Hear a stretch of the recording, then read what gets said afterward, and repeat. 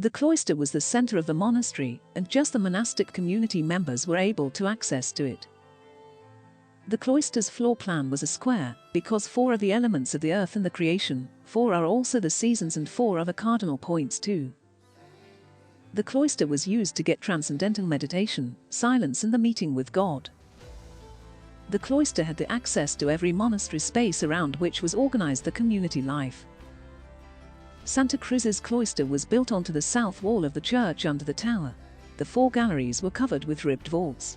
Against one of these galleries are the entrance to the sacristy and the chapter house. Canalizations were discovered on the floor, indicate the existence of a fountain or well in the middle of the cloister. At the same time, tombs appeared close to the church wall, sign the existence of a cemetery. We suppose the monks planted a medical garden with herbs they could use in the kitchen or as a treatment for the sick brothers. Herbs such as cole and coriander, marjoram, angelica, basil or thyme. Plants were also planted, as the red rose is symbol of Jesus Christ's passion, white rose is the symbol of a Holy Mary, Annunciation lilies remembering her purity, and violets is a symbol of modesty and obedience the monks should keep.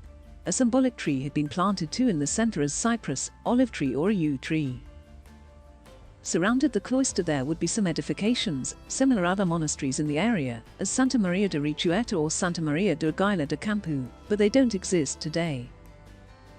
For this reason, we know that in the Oriental gallery close to the sacristy and the chapter house would be the library, though the ordinary books were kept in an armarium near the church.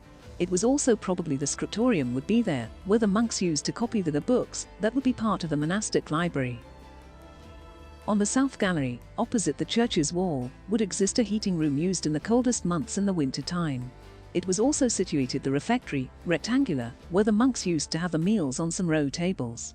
They were in silence, while a brother used to read religious books. The monks fasted on Fridays, and abstinence affected very long periods of the year. Sick and oldest monks were not obliged to do it. The kitchen was close to the refectory. On the west gallery was the tithe barn and the cellar.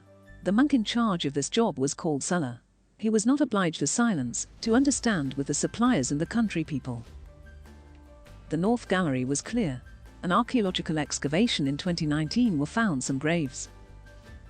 The dormitory was common and rectangular. The monks, included the abbot, slept there covered with war clothes on straw mattress. Only the sick monks could use sheets. The dormitory used to be built on the cloister near the church to go, as soon as possible, to the prayers at night. Other important rooms were the gatehouse staffed by the porter, whose job it was to question the visitors, and the tower, restored in 2017, used to call the near inhabitants to the prayers. A lot of monasteries were provided with accommodations. It is very sad that the most of these dependencies had been lost. Even some constructions have been built on the cloister. Because of this, any attempt at faithful reconstruction will be extremely difficult.